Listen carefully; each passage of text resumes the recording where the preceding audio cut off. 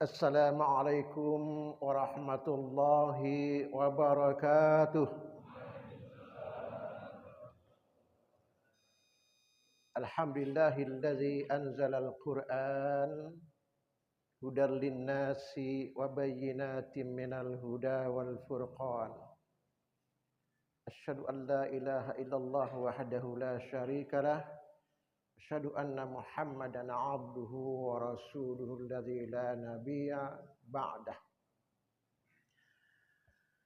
Puji dan syukur kehadirat Allah Subhanahu wa taala yang telah memberi kita kekuatan dan kesehatan. Pagi subuh yang berbahagia ini kita dengan ikhlas melangkahkan kaki memacu kendaraan dari rumah masing-masing untuk bersilaturahmi yang pertama dengan Allah Subhanahu wa taala secara berjamaah. Salawat dan salam kita sampaikan ke hadirat Nabi besar Muhammad sallallahu alaihi wasallam yang telah membimbing umat manusia, khususnya kita umat Islam. Rasulullah memberi kita titipan untuk kita amalkan Al-Quran dan sunnah-sunnahnya. Yang saya hormati Ketua BKM Baitul Muflisin beserta seluruh pembantu-pembantunya. Yang saya hormati Khadim SMS beserta jamaahnya. Yang saya hormati Bapak Kapolsek Banda Sakti yang tidak asing lagi bagi kita. Dia tidak kemana-mana, tapi pekerjaan yang sangat rumit seperti yang kita sama-sama ketahui dari siaran-siaran pers setiap hari tentang apa yang terjadi di wilayah Kecamatan khusus Banda Sakti. Yang saya muliakan Tuan Guru, Tengku, Abu,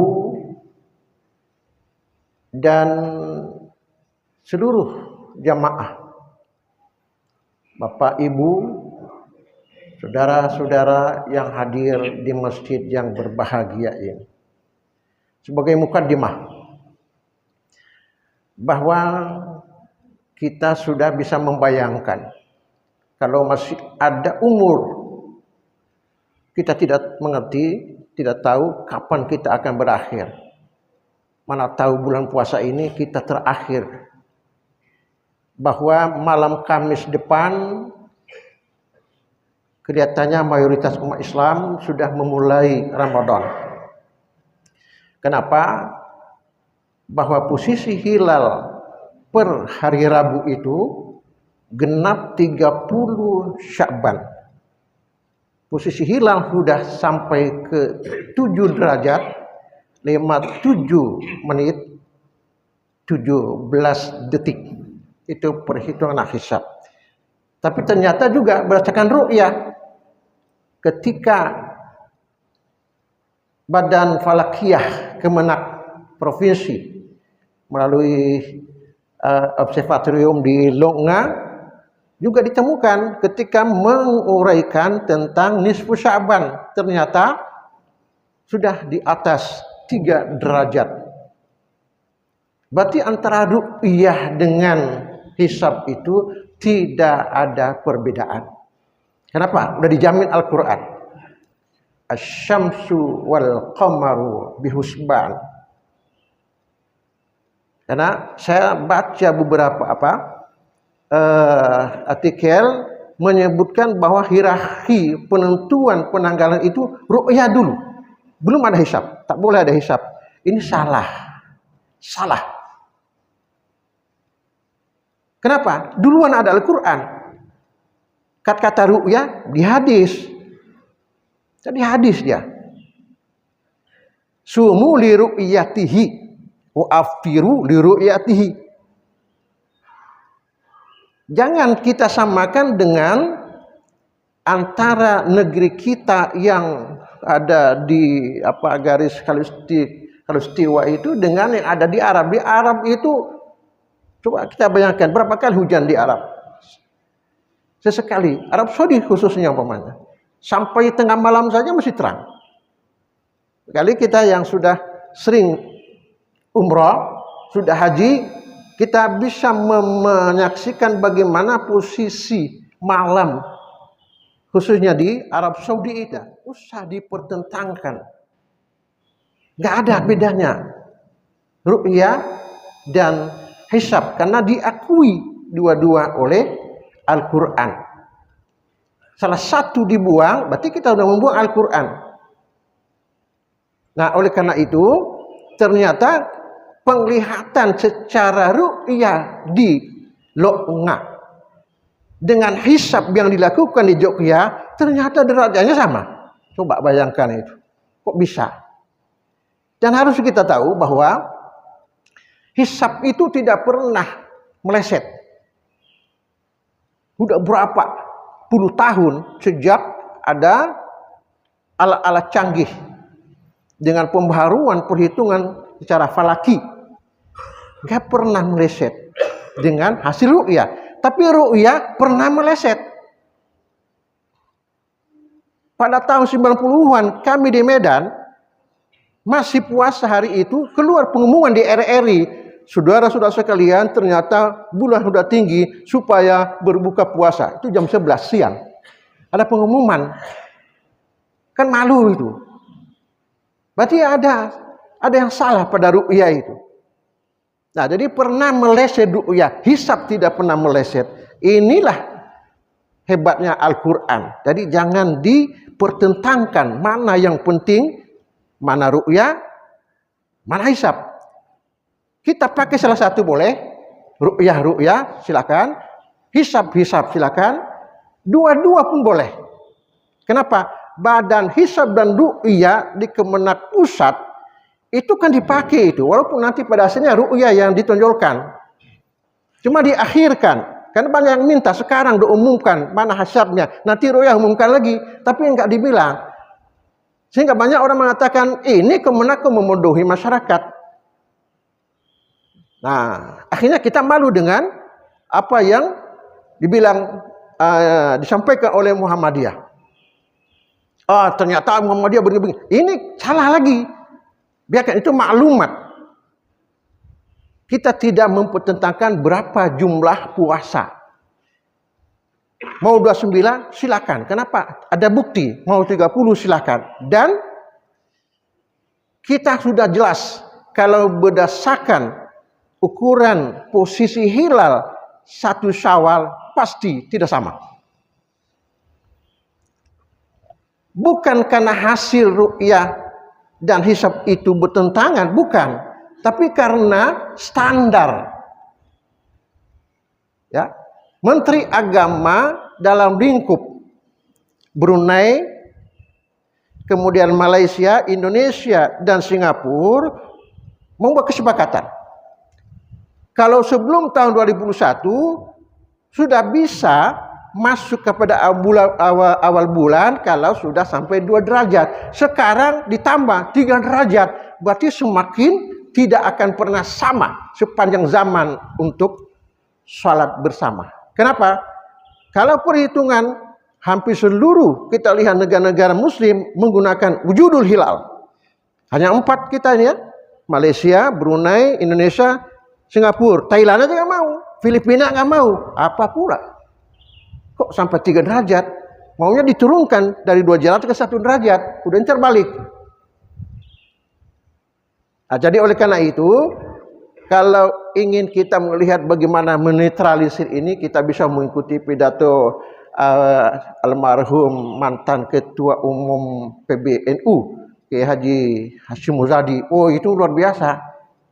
Ya, bagaimana dimenyelesaikan perkara dalam masalah antara Muhammadiyah dengan NU dalam perkara sholat Idul Fitri, sholat Idul Adha. Nah, karena pada hari Kamis, ya pada hari Kamis nanti posisi hilal itu berdasarkan hisab sudah sampai 1 derajat 48 menit 58 detik. Berarti sudah wujud hilal. Maka Di lingkungan yang cenderung pada hisab itu hari Jumatnya sudah hari raya, berarti tanggal 21-nya. Jelas nanti pemerintah, ya, kita tidak mendahului karena standar dia 3 derajat pasti hari Sabtu. Karena nggak sampai 3 derajat di atas ufuk, maka pasti hari Sabtu. Berarti genap 30 hari puasa setelah istikmal bulan Sya'ban. Nah, ini sebagai mukadimah kita tentang ini terkait dengan keberadaan antara ru'yah dan hisab dalam penetapan ruang lingkup ibadah kita seperti puasa. Dan kita harus sama-sama paham bahwa untuk memulai Ramadan itu ditentukan oleh keberadaan hilal. Tetapi untuk pelaksanaan ibadah puasa, matahari. Nah, ini maghrib terbenam matahari. Tidak dibilang terbenam bulan, tapi matahari. Nah, dari 2 benda langit ini menjadi ukuran kita dalam beribadah. Ya, bulan matahari, zakat, sholat, haji, puasa. Ini 2 benda langit ini yang menentukan. Salah satu diabaikan, maka kita akan nggak bisa melaksanakan ibadah itu secara pas. Bapak Ibu yang saya muliakan, pada pagi hari ini saya beri judul, tadi tanya Pak Kepala Monas, ini TV kita ini, apa judulnya? Wah, saya udah ditodong dengan judul. Saya bilang refill, apa itu? Isi ulang. Hah, ini kayak galon, galon air. Tadi judulnya isi ulang, refill. Mari kita uraikan ini. Kita menghadapi puasa, kita harus ada persiapan. Nah, dalam istilah syariat itu ada 4 macam persiapan yang harus kita lakukan. Dan itu sudah dimulai sejak Rajab yang lalu. Sampai pada akhirnya juga kita masuk ke dalam Ramadan. Yang pertama adalah isti'dadun ruhiyyun, persiapan rohiyah, rohani, kalbun. Siap enggak kita memasuki Ramadan? Bagi orang yang siap, aman-aman. Ya, ala sururin wa farahin. Gembira datang ketika datang Ramadan. Kenapa? Kita manusia ini 11 bulan kita hidup. Banyak hal yang mungkin kita lakukan sengaja tidak sengaja kan menimbulkan dampak. Kebaikan oke lah. Tapi kesalahan yang kita lakukan kadang nggak bisa kita hitung. Apa yang kita ucapkan nggak bisa kita sadari lagi apa yang sudah meluncur dari lidah kita yang merupakan sumber dosa utama. Nah, ketika ingin mau masuk Ramadan, itu harus persiapan ruhnya sangat tinggi, kesadaran tinggi, ada kerinduan untuk menemui Ramadan. Apa kata Allah? Ketika engkau mengejarku, saya sudah ada di sampingmu. Nah, ini dia. Kita mengejar Allah, tapi ternyata Allah sudah ada di samping kita. Untuk apa? Karena Allah Ar-Rahman Ar-Rahim. Enggak mau kita, enggak mau umatnya, enggak mau umat Nabi Muhammad ini terjerumus.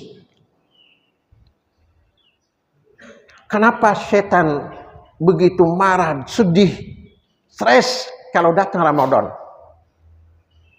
Stres. Kenapa? Kan setiap kebaikan yang kita lakukan itu kan dilipat gandakan sampai 10 kali. Falahu asyatu amsalin. Kalau hari-hari kita diimbalin 1 sampai 2, ini tidak sampai 10 kali. Nah, dengan demikian kita sedang menabung. Tabungan yang diberi imbalan oleh Allah bagi hasil di situ adalah 10 kali lipat. Dan hasilnya pun tidak diambil oleh Allah untuk kita semua. Kalau kita menabung di bank, itu bagi-bagi itu. untuk bank, sebagian untuk kita. Lebih banyak di bank daripada kita. Tapi ini tidak semua. Semua hasil yang diperoleh di dalam amal-amal kita itu semua diserahkan oleh Allah kepada kita. Maka setan stres. Oleh karena itu, persiapan apa? Ruhiyun. Ini keadaan rohani kita. Karena banyak orang yang semangat di awal, di akhir sudah sangat lelah. Patah. Dirajab, dipacu, ternyata sudah melemah. Ketika Syaban masuk juga sudah melemah. Akhirnya Ramadan berantakan. Maka Rasulullah SAW memperingati. I'malu mastata'tum. Pelan-pelan apa yang bisa disangkupi. Jangan diborong, jangan dipacu, jangan diporsi. Kenapa? Badan kita juga akan mengalami kelelahan. Itu yang pertama, istidadun rohiyun. Yang kedua, isti'dadun jismiyun. Nah ini Pak Haji Abu Ali batuk-batuk. Ini perlu refill, isi ulang. Pakai fix, komik, lasrin.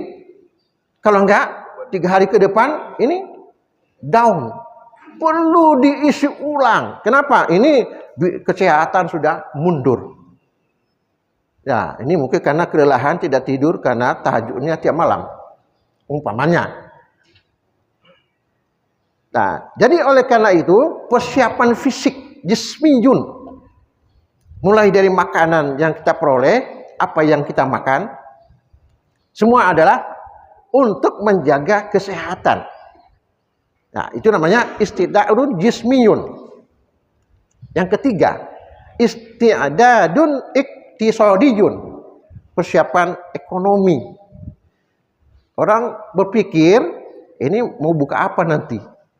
Mau makan sahur apa? Udah berpikir itu. Jadi ada orang yang sudah mulai beli makanan-makanan simpan di kulkas, ya, sampai ke baju baru sudah mulai dibeli dan lain sebagainya. Berarti apa yang kita sanggupi tentang ekonomi kita siapkan, bukan berlebihan, tapi yang diperlukan untuk ini lobby kita sudah usang, tukar, masa? Nah, tukar tambah pun boleh. Ada mungkin ada Monas nanti di TV lengkap. Karena saya lihat lobbynya itu setiap hari berubah. Hari ini kuning, besok udah hitam. Boleh.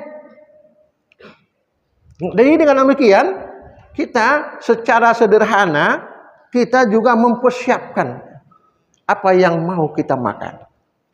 Ini sering saya tanya, Rasulullah SAW itu makan korma. Korma itu termasuk buah atau biji? Hampir semua orang mengatakan buah. Padahal dalam kaidah fikih tidak buah, itu biji. Biji korma, bukan buah korma. Rasulullah kan memulai makan dengan buah. Baru makan kemudian. Nah ini makanan pokoknya. Rasulullah makan korma. Ya udah, mana lagi makan lagi. Maka sebut biji. Maka korma itu masuk dalam kategori zakat. Ya, bukan zakat apa ya? Bukan zakat ini perdagangan. Sama dengan padi. Nah, coba lihat. Dunia kesehatan kadang-kadang tidak transparan memberi kita untuk bisa kita sehat. Apa katanya? Jangan makan buah setelah makan. Jangan makan buah setelah makan. Tak ada lagi syarahan setelah itu. Tapi makan buah sebelum makan. Sekarang banyak orang mengeluh, udah makan buah sebelum makan, ternyata menimbulkan penyakit di dalam lambung. Kenapa? Makan jeruk, ya, yang asam-asam pun dimakan, ditelan, akhirnya merusak lambung. Maunya diterangkan itu bahwa yang boleh dimakan sebelum makan itu adalah buah-buah yang tidak asaman, ya, pisang. Apel pun jangan, karena ada asamnya, merusak. Ya, ini ada biologi tahun 68 saya baca, maka disebut cuci mulut itu setelah makan, bukan sebelum makan. Jadi hati-hati. Tadi maunya dunia kedokteran memberikan jabaran mana yang bisa dimakan sebelum makan, mana yang bisa dimakan setelah makan. Jadi sebelum dan sesudah, buah mana yang kategorinya. Yang jelas Rasulullah bukan buah yang dimakannya, itu biji, makanan pokok. Nah inilah hanya berkaitan antara iktisadiyun. Yang keempat, isti'dadun ijtima'iyun, persiapan sosial. Bayangkan ketika memulai Ramadan, itu malam pertama saja kita udah nggak ada tempat ya untuk bisa kita ikuti sholat taraweh. Rasulullah SAW menerangkan tentang puasa dalam hadis Sahih Bukhari saja ya terdapat sampai 52 hadis tentang kitabus syiyam.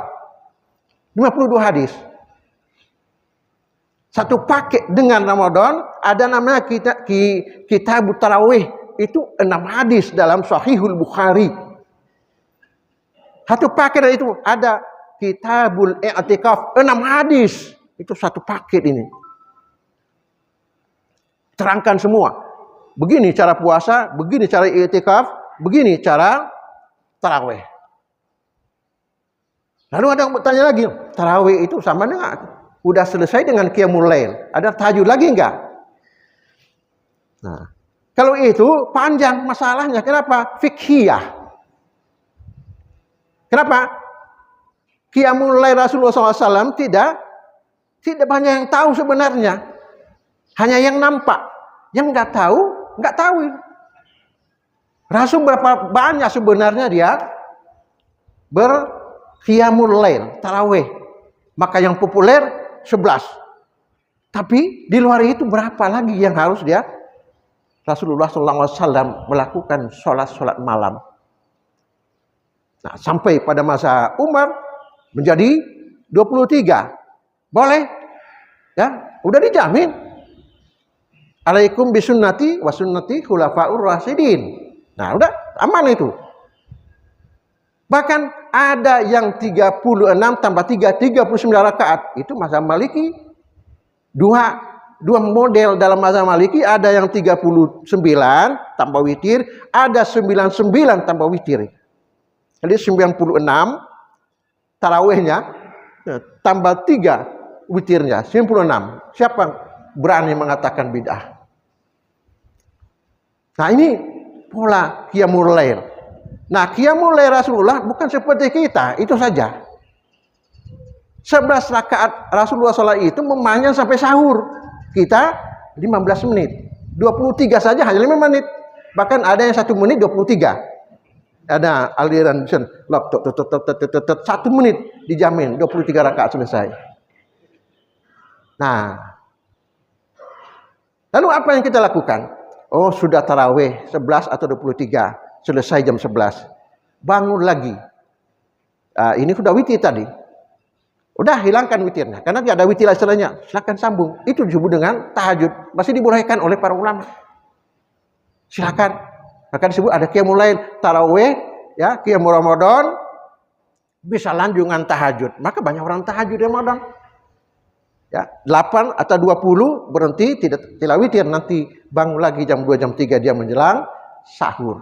Nah, jadi daerah fikihiyah itu, wilayah fikihiyah, nggak selesai. Semakin dipertentangkan, semakin runcing.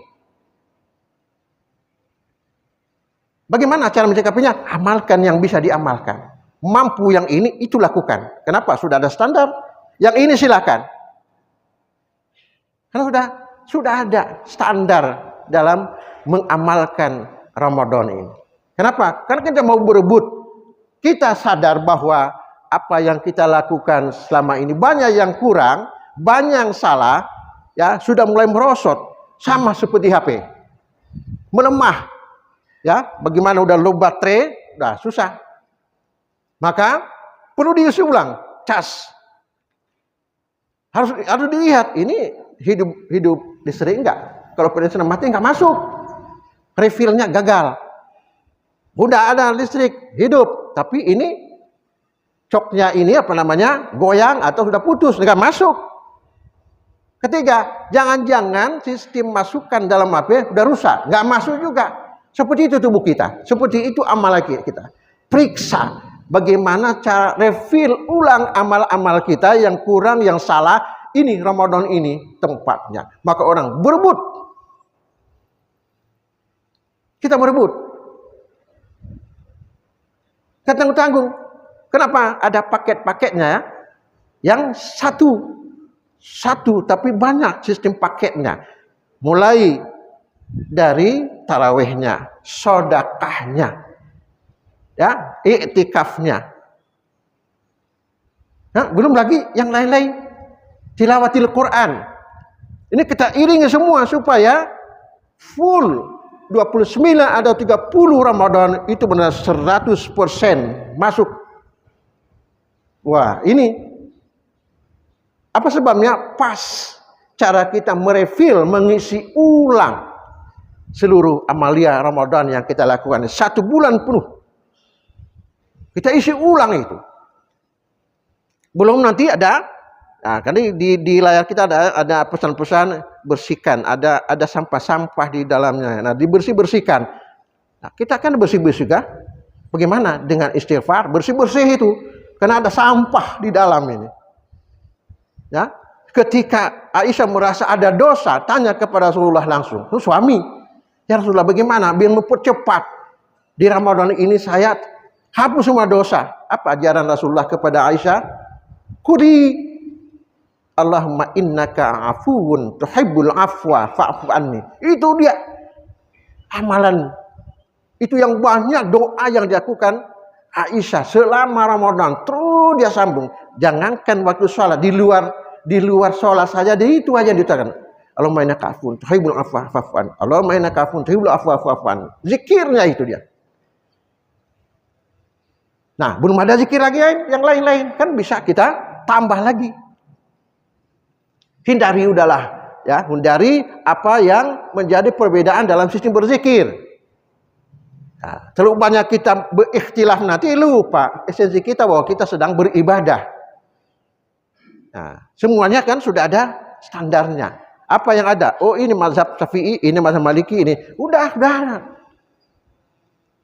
Ya, sama seperti mazhab tadi menentukan waktu masuk Ramadan. Kalau Imam Maliki, Imam Hanafi, Imam Ahmad mengatakan, kalau di suatu negara sudah nampak bulan, seluruh dunia Islam sedunia wajib puasa.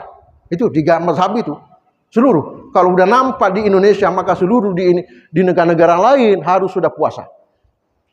Mulai hari Kamis. Atau di wilayah di wilayah barat itu udah nampak ru'yah, seluruhnya harus puasa.